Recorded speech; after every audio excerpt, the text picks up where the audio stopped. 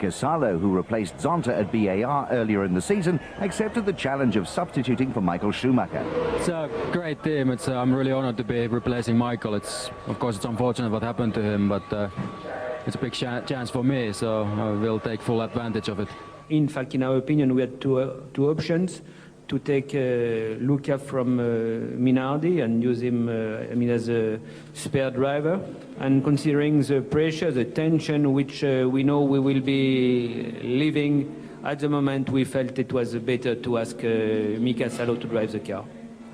The Finn qualified 7th after slowly building up his speed and could be in a position to help Irvine in the race. Mika's, he's got a learning curve, very steep learning curve. It's going to be difficult for him, but we'll see. The A1 ring in Austria is the venue for round 9. And while the Benetton team get into the spirit of the event, Mika Hakkinen, who starts from pole for the 7th time this year, gives his rival's car the once-over. David Coulthard lines up beside his teammate on the front row, with Heinz-Harald Frentzen starting 4th. Under starters' orders, and it's go in Austria. Alexander Wurz is off to a good start, past Ralf Schumacher for 7th, the local hero carrying the hopes of the Austrian fans. Into Castrol Curve, and it's Hakkinen first, Coulthard 2nd, Irvine 3rd, Barrichello and Frentzen.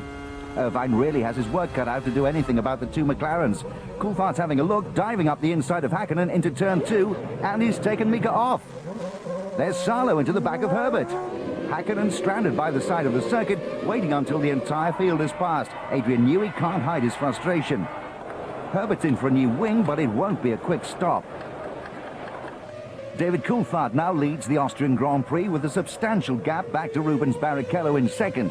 The Brazilians managed to pass Irvine. Frentzen's 4th, and a sensational start for Villeneuve has moved him from 9th to 5th. Ralf Schumacher's close behind in 6th.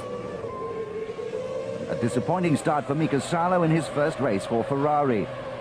Disappointment for the other Mika too at the tail of the field, but already starting to dispose of some rear runners. Lap 7 and Hakkinen's up to 14th and chasing Damon Hill. He's got the line and a beautiful overtaking manoeuvre by the Finn. The McLaren drivers really making short work of the midfield. Joining the battle for 5th, with Ralf Schumacher trying to pass Villeneuve. Under pressure from Diniz, the Williams drivers lost it and is out of the race. Back at the front, David Coulthard's built up a lead of over 10 seconds to Rubens Barrichello in 2nd. The Stewart driver has Eddie Irvine breathing down his neck. The frustrated Ferrari pilot needs to pass the Brazilian to make the most of Hakkinen's misfortune. Mika's not far behind in 5th and challenging Frentzen for 4th. Along the pit straight, the McLaren driver pulls out from behind the Jordan. He's got the line into turn 1 and takes the place. Unbelievable. Villeneuve retires for the 9th time this year. More trouble, this time for Williams and Zanardi. The Italians out of fuel and out of the race. Eddie Irvine's in, and the sensational few laps he's just posted means that with a quick pit stop he could gain the lead. Leaving the pit lane now, Coulthard's on the straight bearing down, but the Scotsman's too far behind and Irvine moves in front. Salo, a lap down, allows his teammate through and can now protect him from the McLaren.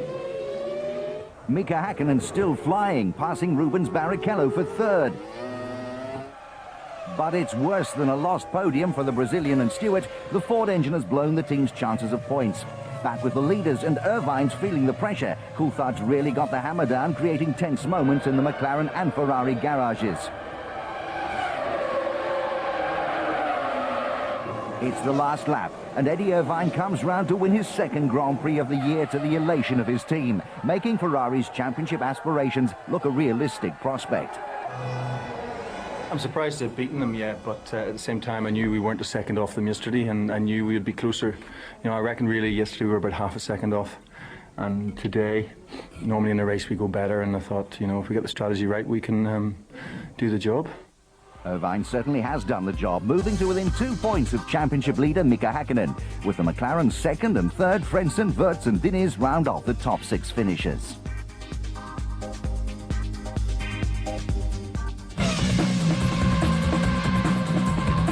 I think it's cool. After their superior pace in qualifying and leaving the grid in 1st and 2nd, McLaren could be forgiven for thinking they'd be leaving Austria with 16 points and a healthy lead in the Drivers' Championship. With Hakkinen relegated to 22nd after the 2nd corner incident, the team were more than a little upset. I just couldn't talk at that moment. I was just too emotional in that situation, and I just didn't want to talk. Things like that happen sometimes. Unfortunately, it happened here, but the situation could be much worse, you know. Mika was magnanimous about the incident. It was an ambitious move by DC, but could prove very costly for his teammate come the end of the year. It was a mistake on my part. I took him out, and you know, what can I do? I can't reverse the race. It happens. Consequences will be David having mental pain of making a mistake, and just like in any situation, that's enough. You doesn't need any more. These are grown men. They don't need to be treated like children. He made a mistake. He accepts it. It's finished and over with. The incident did create the chance to witness one of those awesome comeback drives for which Mika Hakkinen is renowned. From last on lap 1, the McLaren driver incredibly finished on the podium. Generally, overtaking again other cars, racing against other drivers was again very enjoyable. I think the organization here in Austria did a good job in terms of blue flags, so it made the racing extremely interesting for me. David Coulthard finished second, but was disappointed not to have won. Well, obviously this is my nightmare scenario. Not only have I taken my teammate off, but I've finished second to a Ferrari.